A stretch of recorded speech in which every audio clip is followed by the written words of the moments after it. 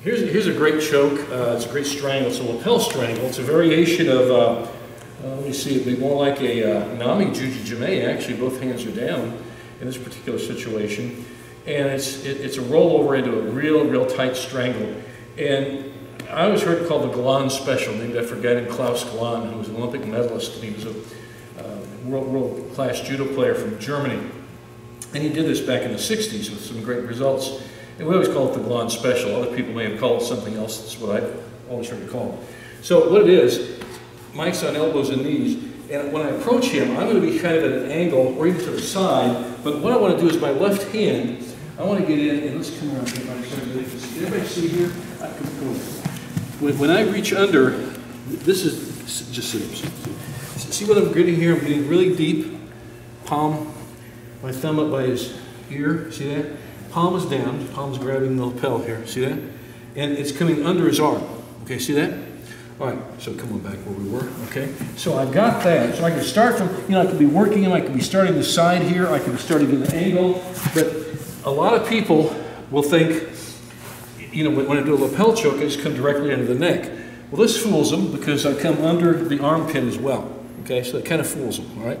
So there we have that. All right, now from this angle here, now I've got this, okay? Now, in this position here, I work with kind of this angle like this, and as I do, with my right hand, I grab this flap of judo jacket right here, okay?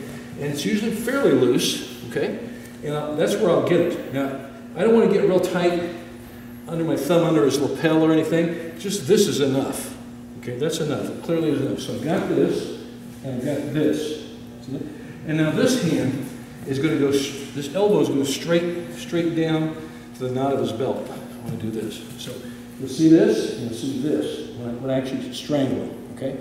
But to set him up for the strangle, so I've got this set up here. Now, I'm on my toes. Now, with one foot, my left foot, the foot's closest over here. So my left hand is under his lapel. My left foot is going to prop, here's my over here, so you can see this. I'm going to prop my foot right on his knee, okay? And then I'm going to roll him over. So if you're like this, I prop my foot there. And just plant it there, okay? Not a sweep, it's a prop. Okay, now from here, as I take him over to my left, my right elbow is going to go straight in, and I'm going to roll right on top of him and finish with a really strong strangle. So I'm giving him some double trouble here. I'm not just strangling him, I'm also pinning him. So he's in trouble, and that's good for me. So here's like this, and I prop him over, and I come over the top, and when I come on the top, I post on my head. Now the reason I'm posting on my head, because I can really work this strangle tight. And if that doesn't work, I can settle in and keep it there. Can everybody see how I'm doing this? I'm posting on my head and really trapping. So it's really a double trouble situation. The strangle usually gets him, because if you come up, you see how I tripoded the top of my head, the 2 feet out, and I can hold him there like that for time, and put the choke on him. So here it is like this. So I come up through here, I'm going to work this in somehow, but here I go, right here. Now I put the prop here. Come over the top, and as I come over the top, come on top here, pivot out like this. See this? I'm posting here. Now, if I need to choke him, I can do this. If he's a really tough guy and I can't choke him, just pin him. Oh, I got him for a pin. So, anyway, it's a good turn, and he's in trouble. It's a good breakdown, a turnover. Like in freestyle judo, that would be certainly 1 point for the breakdown, the turnover. But it's a great way to set him up. Okay? Everybody see that? Pretty good at it? Want to give it a try? Just remember, how you get this is totally up to you. A lot of people have different ways. I might come from the front end of it here. I might be working here, but come from the front, but he sees that. Okay? A lot of times, I might be working like a side ride here from like a wrestler spiral ride, and I might fake him out here with this hand and come in here and catch this hand.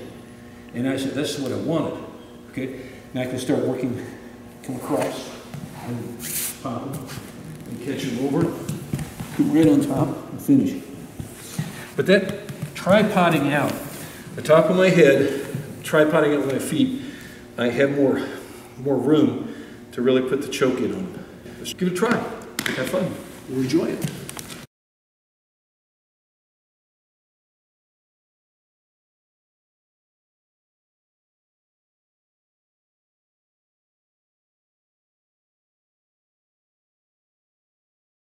got all this stuff, okay? Now here's this. So pretend I've got my hand here nice and tight, so it's kind of hard to do without breaking the guy's arm.